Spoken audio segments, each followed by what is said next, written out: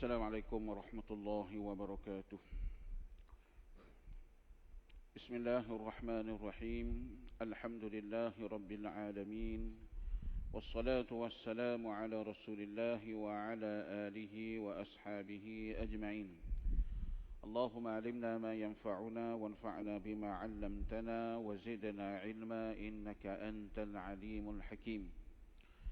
اللهم فقهنا في دينك وعلمنا تأويل. اللهم يسر لنا هدى واجعلنا من أهل التقوى واجعلنا من أحبابك وأوليائك المقربين. رب اشرح لي صدري ويسر لي أمري واحلل عقدة من لساني يفقهوا قولي. اللهم صل على سيدنا محمد الذي ملأت قلبه علما ونورا وحكمة وشهودا، وعلى آله وصحبه وسلم تسليما كثيرا، والحمد لله رب العالمين.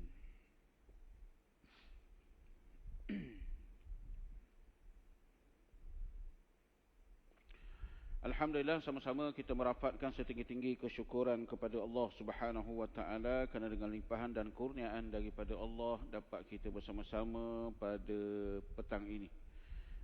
Kita masuk dalam sesi tazkirah mau'izah zuhur pada hari ini dalam hadis yang ketujuh daripada himpunan hadis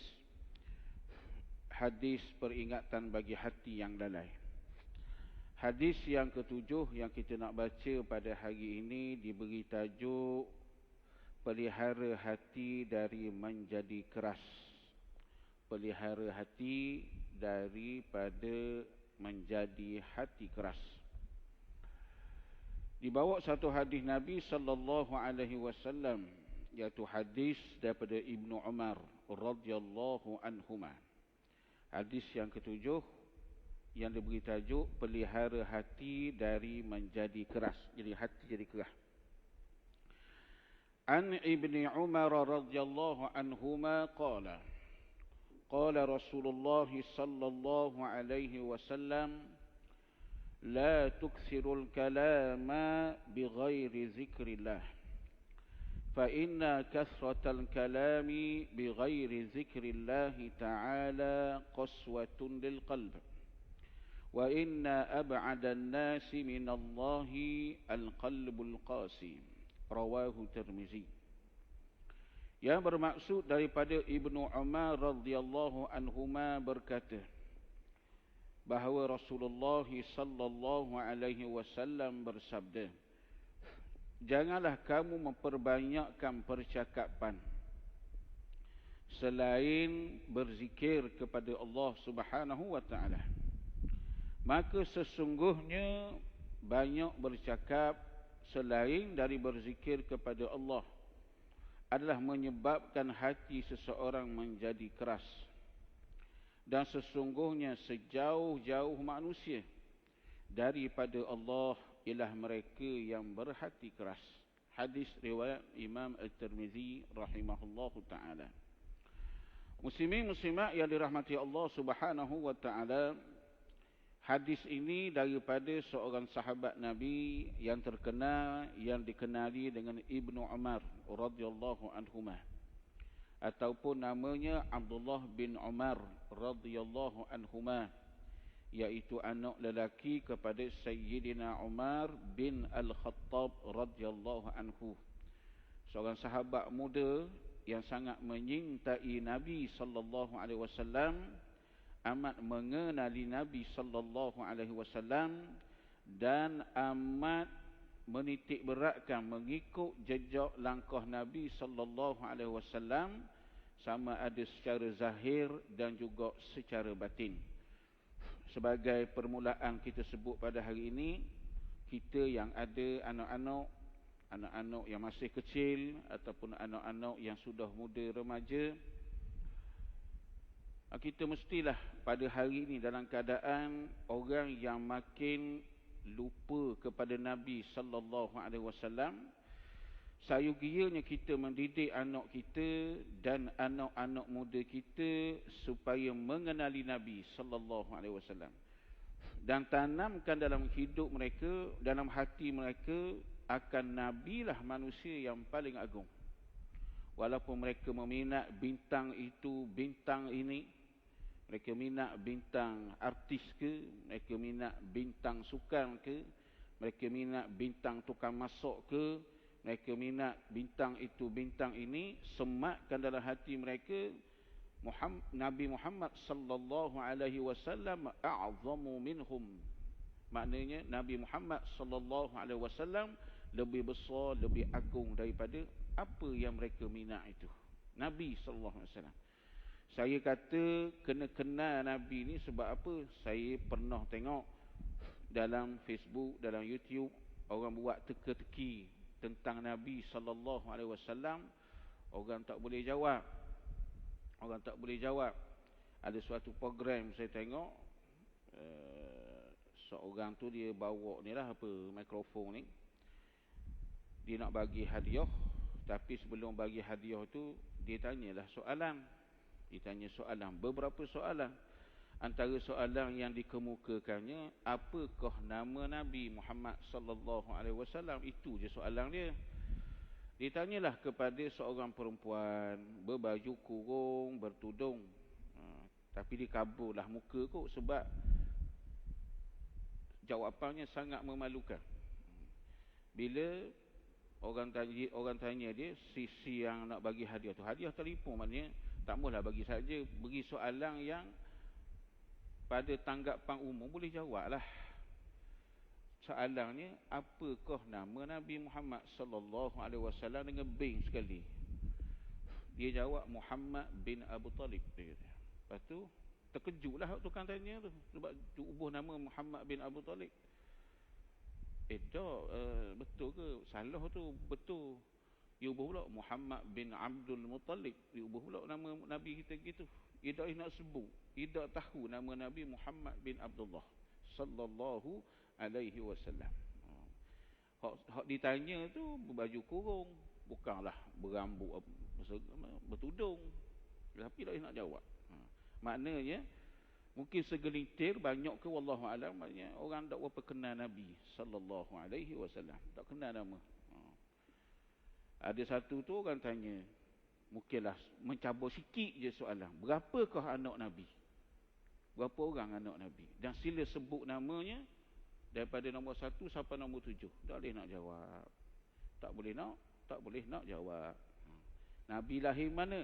Tak boleh nak jawab. Itu realiti yang berlaku. Kadang-kadang kita tengok dalam YouTube tu program-program gitu.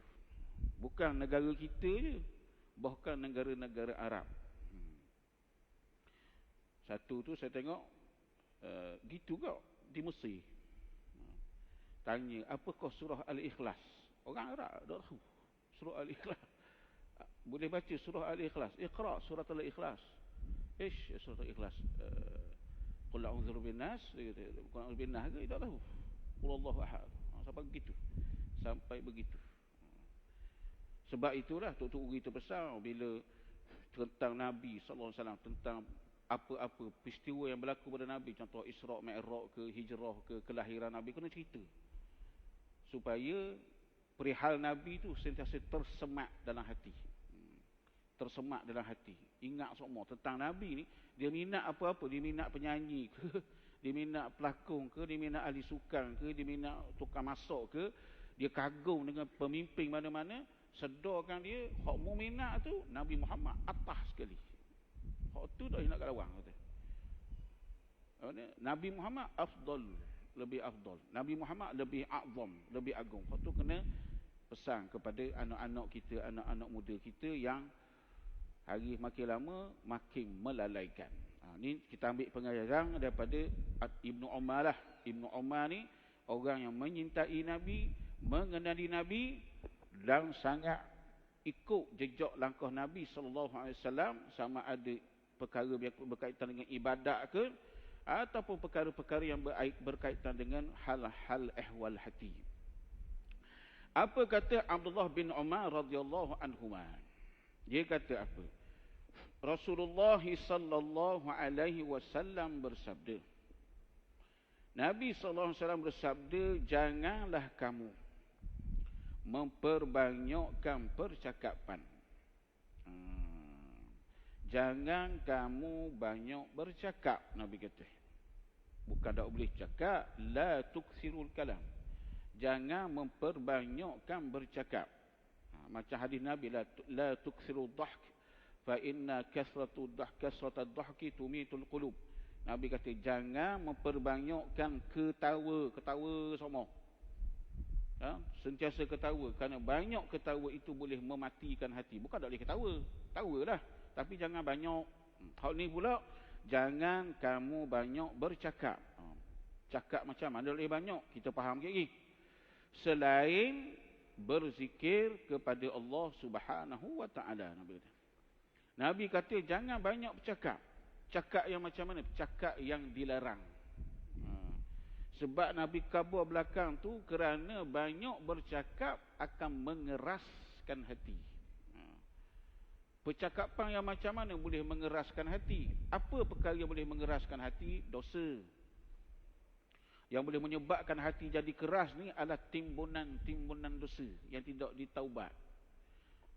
Maka benda yang dah cakap ni, lidah ni, orang kata lidah tidak bertulang, Pak Inuh tahu.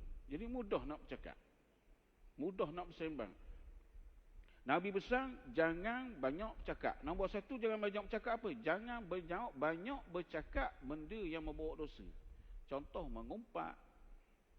Contohnya menghina orang, memfitnah orang, menggelor orang, buat nyenyeh orang. Apa lagi mulut yang boleh menyebabkan orang berasa hati, meninggikan suara kepada orang-orang tidak sepatutnya, meninggikan suara kepada ibu dan ayah, anak pula isteri pula meninggikan suara kepada suami yang tidak sepatutnya. Benda-benda begitu, mengumpat dan seumpamanya. Perkara-perkara begitu boleh menyebabkan dosa, dan dosa itulah yang akan menyebabkan hati jadi keras. Pertama, jauhkan percakapan daripada percakapan yang bawa dosa. Kadang-kadang kita tak sedar kita bercakap hal keburukan orang. Kadang-kadang kita tak sedar, kadang-kadang kita boleh menfitnah orang. Kadang-kadang kita tahu satu cerita tu sama-sama. Dan kita tidak ada keyakinan berita yang betul pun. Kadang-kadang berita tu sama-sama. Kita pun sembang kawan kita. Dia kaedahnya kalau kita satu perkara tu kita sama-sama, tak usah nak ulah lah. Macam orang netizen, perkara sama-sama dia pergi ulah menjadi fitnah. Kalau kita perkara tu sama-sama, kita tak jelas sesuatu isu, sesuatu kejadian, sesuatu perihal, kalau orang tanya tak usah ulah. Kadang-kadang kita ulah tu apa? Zon, sangkaan. Aku rasa barangkali orang Terengganu sebut gamo'o gitu. Kalau betul, betul lah betul. Kalau salah, sangkaan buruk kita tu jadi fitnah. Lepas tu sangkaan buruk kita yang boleh jadi fitnah tu kita khabar ke orang lain pula sebar ke orang lain. Aku dengar mamak kata gini rasa dia. Lah kali daripada sangkaan jadi macam kenyataan, jadi fitnah kepada orang, bermula daripada mulut kita yang kadang-kadang mengulas benda yang tidak jelas sama-sama bagi kita. Kalau orang tanya kita perkara yang sama-sama, satu kejadian sama-sama, wallahu a'lam lah, saya ni tak tahu nak kata sebab tak tahu maklumat. Sama juga kalau ustaz-ustaz, kalau orang bertanya hukum sama-sama tak tahu, jangan jawab. Tak tahu kok mungkin hukum, jangan main hukum ni. Hukum. Kalau tak tahu jawab tak tahu. Imam Malik, siapa tak kenal Imam Malik bin Anas radhiyallahu anhu. Bila orang tanya dia hukum dalam beberapa soalan, lebih daripada separuh dia jawab, aku tak tahu. Aku tak tahu dia kata. Imam Malik radhiyallahu anhu. Orang tanya dia soalan satu majlis, lebih pada separuh dia jawab la a'lam, aku tak tahu. Dia tak pasti. Dia takut nak menjawab. Kalau dia jawab orang pegang. Dicatat dalam buku pula, live pula. Jadi fitnah pada dia, fitnah pada orang, fitnah pada agama. Dosa kerah jadi. Kalau katanya hukum, tak tahu. Wallahu a'lam. Walaupun saya ustaz, saya pun ada juga benda tak tahu. Jawab gitu je lah. Nabi kata, jangan memperbanyakkan kalam.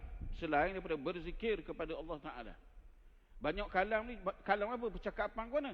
Percakapan yang bawa dosa. Mengumpat, memfitnah orang, menyindir orang, menghina orang, mengadu domba, buat nyenyeh ke orang, menggelur orang, meninggikan suara pada tempat tidak sepatutnya, pada orang tidak sepatutnya, menggunakan kata-kata kesat yang boleh buat berasa hati orang, semua tu dosa.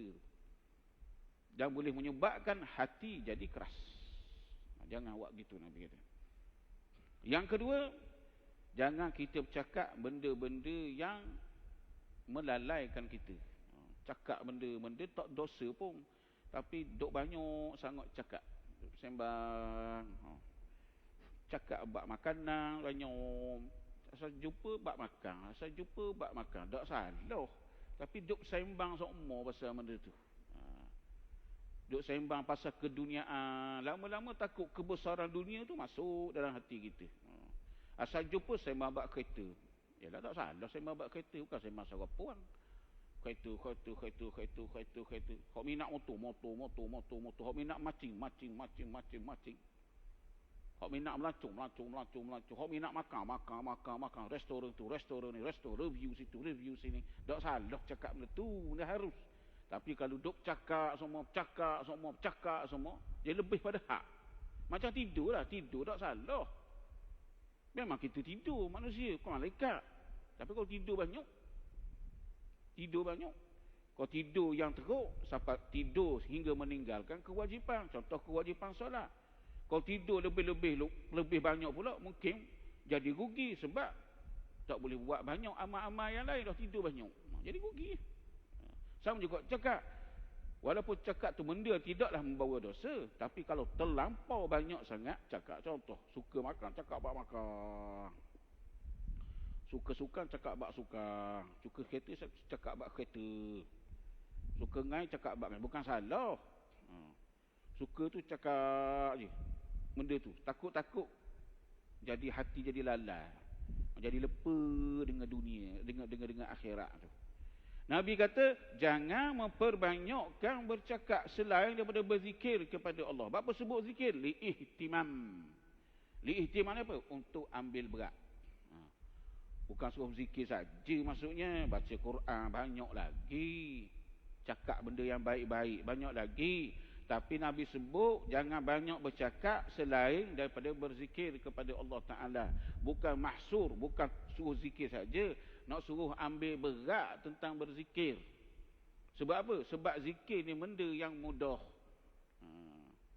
Maknanya, nak khabar sini, gambaran nak beri antara sifat orang yang menjaga lidah, sama dia cakap benda yang baik, ataupun dia diam berzikir kepada Allah Subhanahu Wa Taala. Gitu je lah.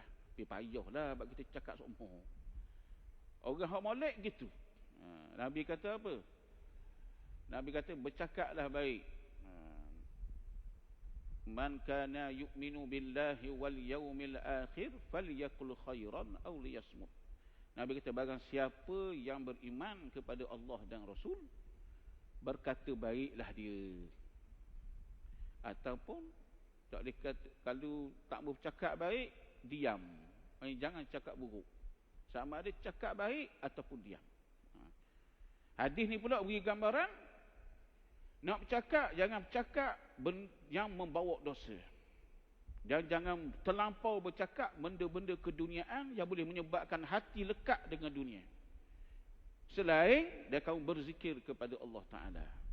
Zikir ni disebut sini untuk ihtimam, untuk ambil berat. Sebab apa? Sebab zikir benda yang mudah. Kalau kata, janganlah banyak bercakap melainkan baca Quran. Oh, nak susah Ustaz. Nak bawa semua Quran. Berzikir kepada Allah Ta'ala. Sebab zikir kepada Allah Ta'ala ni mudah nak sebut. Astaghfirullah, la ilaha illallah. Kita kadang-kadang nak berzikir ni macam ada batu dalam mulut nak sebut. Kalau hal orang laju ingat. Cakap. Nak berzikir, nak baca Quran. Ni macam batu duduk dalam mulut. Kerah. Tapi kalau nak cakap hal orang, lembek. Tu hati keras ketung cakap hal orang. Ni yang mengganti percakapan penulisan dalam Facebook. Macam ada betul Hak di Kelantan di KTRS sebagainya dok. Perempuan yang ditikam 61 kali tu. Tubik berita macam-macam ulasan pula. Menyebabkan tulisan-tulisan yang mengguriskan hati mak ayah. Hak tulis tu pula saya baca bukan gabar-gabaran doktor. Doktor bagi apa wallahu alam lah. Olah 61 tikaman. Macam mana perasaan mak ayah dia tu? Adalah orang panggil apa, orang kata perjalanan ceritanya. Tapi sedap komen. Bagaimana ibu dan ayahnya menjaga dia sampai berkeluar begini dengan lelaki itu. Bukan duk kata ke mak ayah. Mak ayah tengah sedih. Mak ayah tengah hiba, tengah rasa kehilangan, tengah rasa keenggerian anak ditikam gitu. Tiba-tiba kita tambah pula. Kadang-kadang benda gitu tak payah ulah lah dan sesatang. Kita doa yang baik-baik sudah. Mulut kita nak berzikir macam ada batu dalam mulut ni, macam kena zik. Tapi kalau nak cakap hal orang, nak sembang hal orang, mulut lembek kali, lidah tidak bertulang. Jadi Nabi kata jangan banyak cakap. Cakap macam mana? Cakap dosa, tutup. Tak boleh cakap. Benda-benda keduniaan, cakap sekadar yang perlu. Jangan lebih hak, akan menyebabkan hati jadi lalai. Selain daripada berzikir kepada Allah Ta'ala. Zikir kepada Allah Ta'ala ni ihtimam untuk ambil berat. Sebab apa? Sebab zikir mudah. Nak menggambar sini, orang beriman, dia cakap benda yang bagus-bagus sahaja. Hal dunia tak lebih-lebih. Selain daripada tu, mulut dia basah dengan zikir kepada Allah Subhanahu Wa Ta'ala. Itu orang baik. Lepas tu Nabi kata pula, bapa larang banyak cakap. Cakap yang dosa. Nabi kata apa? Sesungguhnya banyak bercakap selain daripada berzikir kepada Allah Ta'ala itu menyebabkan hati seseorang itu jadi keras. Maknanya banyak bercakap, percakapan dosa, dan dosa itu yang menjadi titik hitam dalam hati menyebabkan hati jadi keras. Dan apa kalau hati jadi keras? Dan sesungguhnya sejauh-jauh manusia daripada Allah Subhanahu Wa Ta'ala mereka yang berhati keras. Sebab apa dia jauh daripada Allah Ta'ala hati keras ni? Sebab orang yang hati keras sukar menerima nasihat, sukar menerima peringatan, sukar menerima mau'izah, sukar menerima tazkirah. Susah nak luk. Hati keras ketung. Sebab penuh dengan kekerasan dosa. Ron dalam hati dia. Kalau dia bertobat, ron itu, gurisan hitam dosa itu akan dihilangkan oleh Allah Ta'ala. Hati jadi lembut. Sebelum hati keras, dia jadi dipanggil hati yang lalai. Hati yang lalai. Hati yang lalai ni punca dia kalau kita bercakap hal keduniaan melampau-lampau. Sampai lalai, sampai jadi ingat ke dunia semua. Walaupun dunia itu dunia perkara yang tidak bawa dosa. Tapi banyak sangat bercakap. Hati jadi lalai. Sebab banyak ingat. Sebab hati kita ni akan mikir benda kita nak cakap. Bila kita cakap Masjid Ladang je tu. Kita duduk kampung. Bayar mana tu? Masjid Ladang tadi. Hati kita ingat Masjid Ladang. Kalau kita cakap hal dunia, hati kita ingat ke dunia. Kalau bila banyak cakap hal dunia, hati pun dunia. Lama-lama lalah. Nak ngupak orang. Ini hati ni mikir orang. Nak cakap mana ni nak ngupak ni. Nak fitnah orang. Hati mikir macam mana nak fitnah orang. Nak kutuk orang. Hati mikir macam mana nak kutuk orang. Tu jadi hati jadi kerah. Bila hati jadi kerah, Nabi kata orang yang hati kerah, dia ab'adu. Orang yang paling jauh dengan Allah Subhanahu Wa Ta'ala. Sebab apa? Sebab hati yang keras, tazkirah, mau'izah, nasihat, payah nak tembuh. Payah nak tembuh. Sebab tu orang begini, orang yang jauh daripada Allah Subhanahu Wa Ta'ala. Kerah, takut al-qalbul mayyit pula. Jadi hati mati pula. Hati mati, kabar gajah rimah neraka syurga pun. Ada apa dah lah. Bimbang kita. Maka sebagai peringatan kita pada hari ini tuan-tuan, yang pertama, jagalah lidah kita. Pelihara lidah kita daripada bercakap perkara-perkara maksiat. Yang kedua, pelihara lidah kita daripada bercakap dengan perkara keduniaan yang melampau-lampau. Melampau-lampau. Maka hiasilah mulut kita. Antara benda yang mudah adalah dengan berzikir kepada Allah Ta'ala. Selain daripada baca Quran. Hidup orang beriman yang bertakwa, ia bercakap benda yang perlu sahaja. Ataupun dia diam. Ataupun diamnya itu dia ingat kepada Allah Subhanahu Wa Ta'ala. Nabi kata, banyak bercakap. Cakap perkara dosa ni menyebabkan hati jadi keras. Hati keras, amat suka nak menerima tazkirah, peringatan daripada Allah Ta'ala. Takut hidup dalam keadaan maksiat hinggalah bawa kepada mati. Na'udzubillahi min zalik. Dan banyak pula dosa lidah ni berkaitan dengan dosa dengan anak Adam. Beratlah, takut muflis pula pada hari kiamat kelak. Wallahu alam wa ilmuhu atam. Subhanakallahumma wa bihamdik. Nashhadu an la ilaha illa anta nastaghfiruka wa natubu ilaik. Wa sallallahu ala sayyidina Muhammad wa ala alihi wa sahbihi wa sallim tasliman katsira. Walhamdulillahi rabbil alamin.